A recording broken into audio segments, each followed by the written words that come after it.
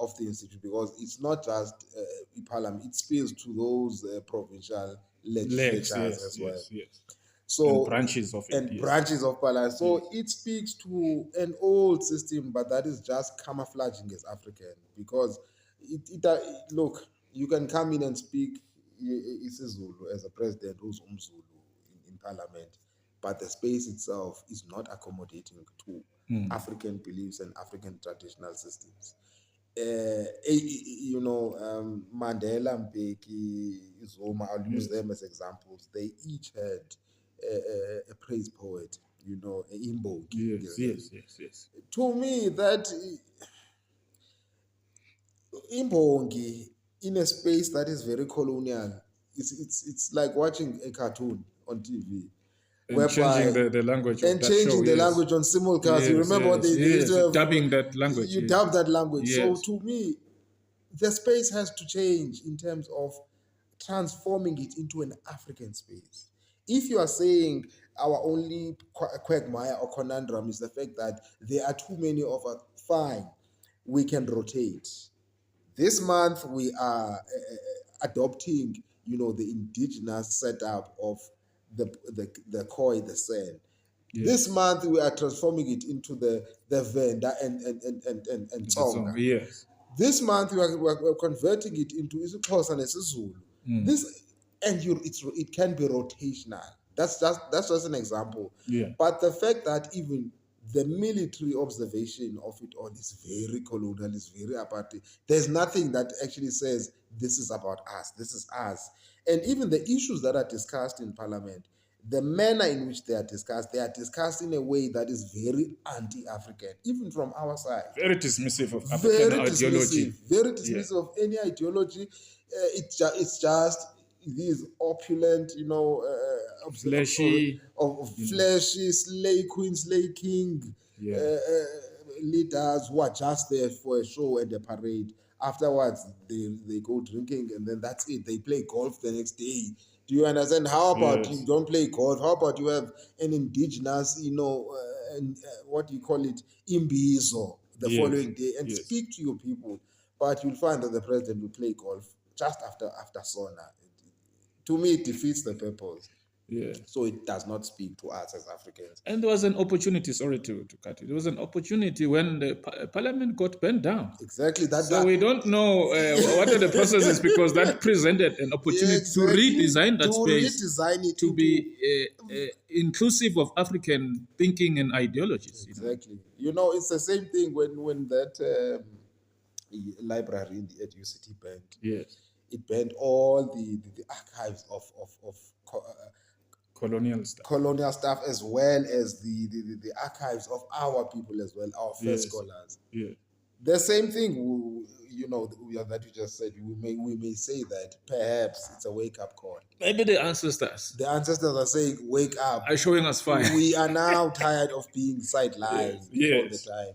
So until parliament, union buildings, until our court system changes to actually look into matters the African way, then we get rid of these Roman Dutch laws and all of those. We need to rid ourselves of that nonsense, because it's prohibiting our people from progression in terms of indigenous language being on board, indigenous knowledge being on board, indigenous way of life being on board. We are basically Black Europeans in Africa. That's who we are. Yeah, absolutely. Yeah.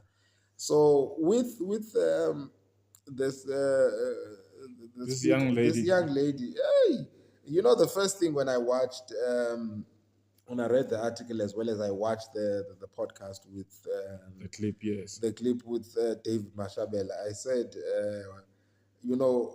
I agree with what David said. From the onset, white people were never interested in our identity. They were never interested in who we were, where we come from, and what was our. To them, we were just laborers. To them, we were just invisible. We're just supposed to be on the other side of don't be seen. Can't be seen. Mm-hmm. We should be in squalor, and then we only come to work in their houses, work in their businesses, work in their farms, in their farms, in their mines, and so on. But after that, we go home with whatever peanuts that they were paying us for. So when black people, opted to embark on joining, EDA, Democratic Alliance, which is very historical in being from the Democratic Party to the New National Party to whichever white governing party that was there back in the day. Yes. With a history like that, what made the people that are black, that are Africans, that are in the DA, what made them think that the DA would actually accommodate them, their bodies, their minds, as well as their spirituality? And in their space. And in their space.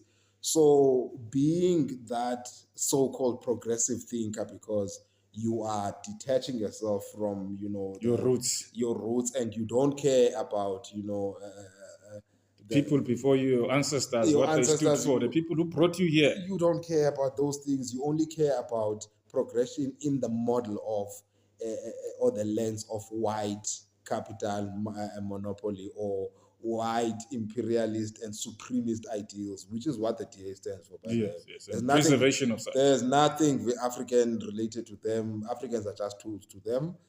It's like what I was telling my other traditional healer, co-workers. I said to them, did you guys know that P.W. Porter, the crocodile of apartheid, he used to consult to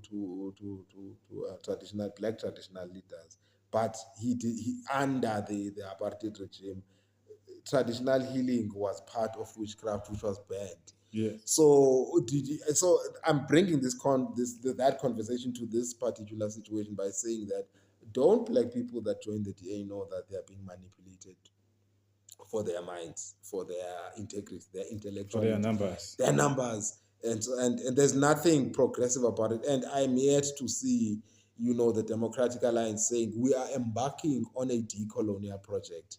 It will never happen. It will never. They are never going to say. In 1,000 years. In 1,000 years, they will never say, we are embarking on a decolonial project. We are now focusing on the African. We are focusing on the African who comes from a past that was caused into atrocity by our ancestors. Our ancestors. So until I'm yet.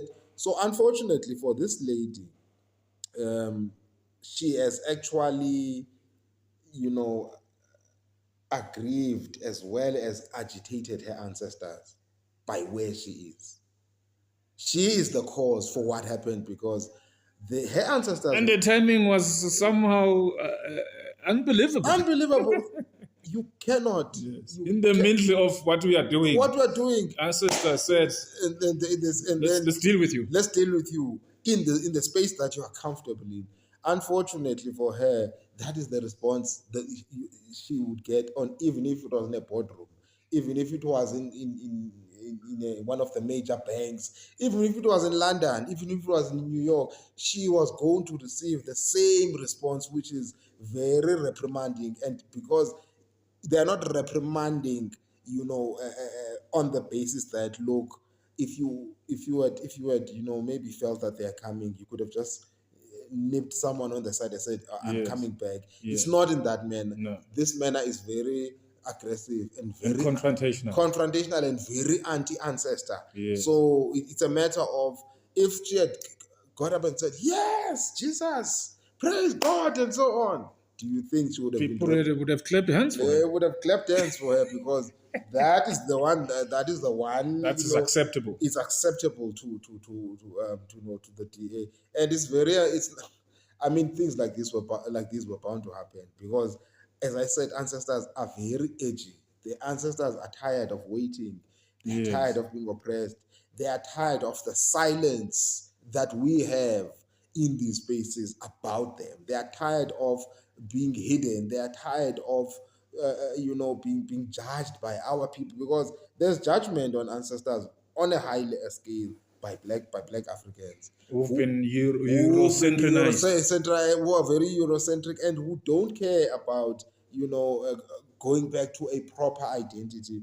So for her, unfortunately, the DA spokesperson is a sacrificial lamb, because she will have to account to her ancestors in the end as to how did she end up in the space and why was she in where she has to fight against herself, against her own people, her ancestors. Whereby why was she there? Why was she there? I'm not saying that if she was in the ANC or EFF and so on, she would be better. Still, even those spaces alone, political parties are very toxic spaces, especially for abantwana bamadlozi. They are very, very toxic because all these political parties have no space for abantu abadala.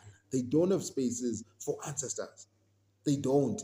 Ancestors with them are just tools they use when they, as I said, they went to Advance their advance agendas. their agendas and to gain traction and to gain numbers and to the closer they are to union buildings, the better. That's that. So ancestors are tired and are very, very, aggressive towards them not being properly represented. It's even worse. She's a traditional healer. She should have known. She should have done better. She should have done, if she knew that ultimately she will have a clash or a squabble with her ancestors from the beginning. She should have taken her time into saying, let me engage you as my ancestors into this space. If you are Can I going to, be able to continue this program, or or is it, not, if you're yes, not or how must I allowing, deal with it? exactly. Yeah, now she went in as she is. Next thing, it was Leah Vuka, and then that's it. Yes. Yes, we've got 1 minute, my brother, to wrap up. Yes. I think we need to continue. Yeah. Just your closing words to especially to the young people in terms of us continually as we continue, respecting our ancestors. What I could say to young people is that be brave enough to actually step into the space of wanting to learn about your identity. Be brave enough. There is no more a state power or policy that prevents you from that. And also, the liberties of our democracy must not just be enjoyed the Western way, they must be enjoyed the African way. So, for you, young people, in order to know where you're going, you need to be in tune with your ancestors, with your lineage, with your heritage, with your indigenous knowledge, and also be in tune with the people that you are with. If you are with people that are in the same space as you in terms of spiritual alignment, then you go far.